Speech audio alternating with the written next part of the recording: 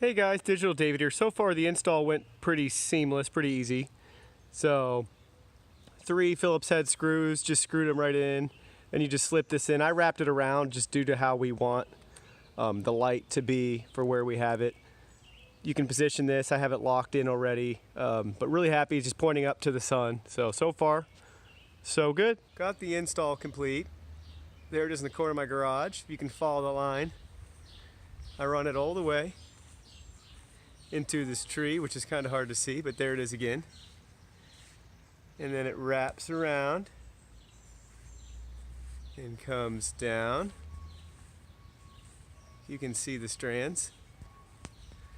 And then I actually just sent it straight over and up to that tree and just wrapped the end around a couple of times. So really excited to see this power on when it charges. Hey guys, Digital David here. Just want to follow up with those lights. Now that it's had a full day to charge in the sun, went ahead, turned them on, and cycled through some of the modes.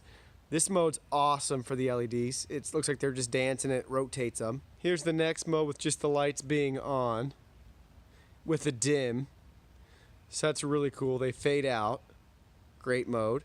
Here's the next mode. They're dancing even faster. That's really cool too. Here's just the regular mode with the lights staying on. Really awesome, really happy with it. Looks really cool in our yard. Great addition to any backyard if you ask me. Clearly they're not as bright as a lamp over my garage, but that's a 100-watt LED bulb. These are just a really cool decorative piece. Again, they're not going to really necessarily light up your yard, but they look so good just as decoration outside. So really excited with them, really happy.